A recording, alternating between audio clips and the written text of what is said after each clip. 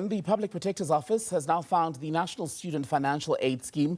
The Department of Higher Education and universities basically committed systemic flaws related to maladministration. Releasing the findings today in Pretoria, the Public Protector, Kolega Gcaleka, said that the failures have left thousands of poor students unfunded, without a place to stay, or deregistered at the start of every academic year. The major red flag in the report is money that's been lost to fraud, as well as improper payments from NSFAS.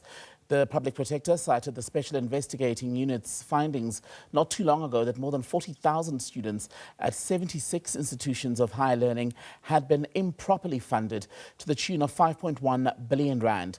Only 2 billion rand of that amount has since been recovered. The report paints a picture of an institution in permanent crisis, with the NSFAS having been placed under administration 3 times over an 8-year period. The first time was in 2018, then again in 2024, and again this year, 2026. Gcaleka has now given the Minister of Higher Education 30 days to implement reforms, including looking at models from countries like Australia and New Zealand. Let's talk about the Public Protector's report, bringing the Chairperson of Parliament's Portfolio Committee on Higher Education, Tebogo Letsie. Good to have your time on SABC News, sir. So the Public Protector's findings today don't paint the most surprising picture of the state of affairs at the National Student Financial Aid Scheme, but it is still disheartening just to hear how poorly managed it appears to have been. No, it is indeed good afternoon, Tembegile, to yourself. Good afternoon to the viewers of SABC. And indeed, thanks for having us. The picture is not a good picture. The Public Protector has indicated a number of systematic failures by NSFAS, and obviously not working alone. The department itself, the ministry, she has also made recommendations to universities and ourselves as Parliament to do certain things before a certain period expires. And as the Portfolio Committee, we accept the recommendations of the Public Protector, and we promise to abide by the timelines and instructions given to us. And one of the things I understand that you've requested, I was looking at a report by News 24, in fact, this morning, where they were quoting you as chairperson of the committee, saying that what you want to do is start to call companies, especially involved in the provision of accommodation. I think there were 4 companies paid about 559 million rand since 2024, a staggering amount of money. How do you think that would help the process? Well, you'll remember at the beginning of the year, NSFAS had informed the people of South Africa that those 4 fintech or those 4 solution partners, as they're called, I don't know why they are called solution partners, because some of them are not providing solution. But those 4 solution partners would have been paying student accommodation, private student accommodation providers, and then charging them, I think, 5% of the monies. They were keeping the 4% and paying back, or should have paid back 1% back to NSFAS. Last week, when we met with the administrator at NSFAS, they had indicated to us that about 146 million has been paid this year alone. So far, it's not even, the end of the year yet. So we wanted to bring them, or we are going to bring them to Parliament to explain what kind of work are they doing, why are they paid 146 million when at the beginning of the year we're told that the function that they were hired to do, NSFAS had taken them to court to cancel that particular contract. So we want them to come and explain, even to, these are public funds, they must come and account to the public what kind of work are they doing that warrants them to get about 559 million in less than 3 years. And it said that they were basically brought in to run this student accommodation portal. And one of the things that was said in the piece I was citing earlier was that the companies claimed that they'd saved NSFAS about 3.7 billion rand since 2024 through improved controls, differentiated accommodation amounts, verification, and the prevention of incorrect or unsupported payments.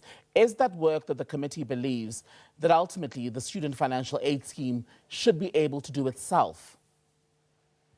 NSFAS, by the way, in 2023, I was still a member of this committee, and NSFAS CEO at the time, Andile Nongogo, indicated to us that this system that they are building will not cost NSFAS a cent. It will be accommodation providers that will pay up to, I think, 100 rands per bed. So it will self-service itself.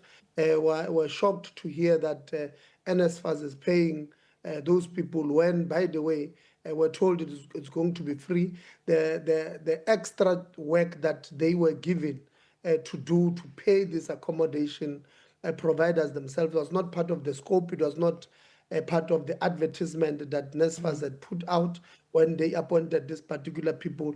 It was just in the middle of contracting that they decided to add certain things which would have ultimately gotten the previous CEO fired. But NSFAS continued with them continuing with this thing that was not advertised, and there was no competitive process around it. We believe that NSFAS should build in-house capacity. I mean, I don't know how difficult can it be to have few people who'd be, if you have got ICT systems that works well, you don't really need even many people. Right. You just need a system that will be able to respond itself to certain issues. While all of that is going on, you've got the process of appointing or putting an administrator in place at NSFAS. That's been put on hold as of last week by the High Court. There is a review pending. You've got the remaining board members, I think it's about 7 of them, who at the moment have been given some sort of reprieve. But it feels very much like the scheme is in some sort of limbo. Would you agree with that characterization? And B, if you do agree, what does that mean for any effort to try and stabilize it? I think it's important to start by indicating that we welcomed the court ruling when it came out.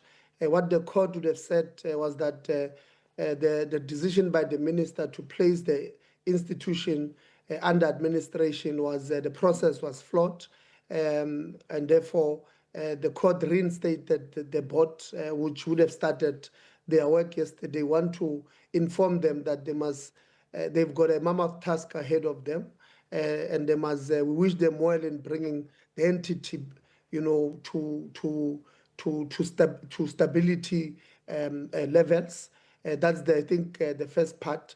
The second part is part B of the court process that the judge would have said that it must sit around November to check whether or not the appointment of what the board would have preferred with the CEO was in line with all the prescript or not.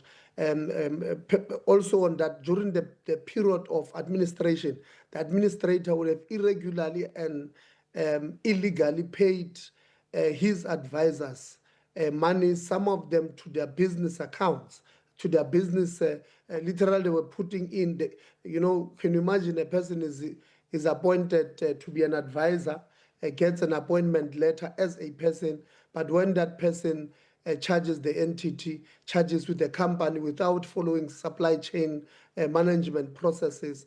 We have indicated that we're weighing our legal option. I've written to legal to help us understand how do we refer this thing to criminal proceedings, because we believe that a criminal offense would have occurred here. These are the things that we don't want to, leave, hanging, because it's as if you don't attend to these things, people just have, this impunity state that engulfs them, and they continue to do all the wrong things. So we are referring them there. We are referring because we're informed one of them is a chartered accountant registered with SAICA. We are going to write to SAICA to investigate this member of theirs if their behavior was in line with their own standards, because it can be business as usual when their students. By the way, a public protector indicates that these 40,000 learners or students who would have improperly benefited, monies were paid. But that's not all. The public protector also says in those spaces of those 40,000, there were probably 40,000 others who could not get in because they lacked funding when they deserve to get it. So that is, there's a social injustice that happened to those. There's also a social injustice, as the public protector indicates, that NSFAS takes long to make funding decisions and keeps, or puts lives of these young people, especially young girls, who are supposed to get residencies, who are supposed to get food allowances, at risk of, being exposed to people who may have money, who may want to take advantage of them. So there's a lot that the public protector has indicated there that the new board, or this board, must go and fix with immediate effect. Tebogo Letsie, thank you so much for speaking to us, Chairperson of Parliament's Portfolio Committee on Higher Education.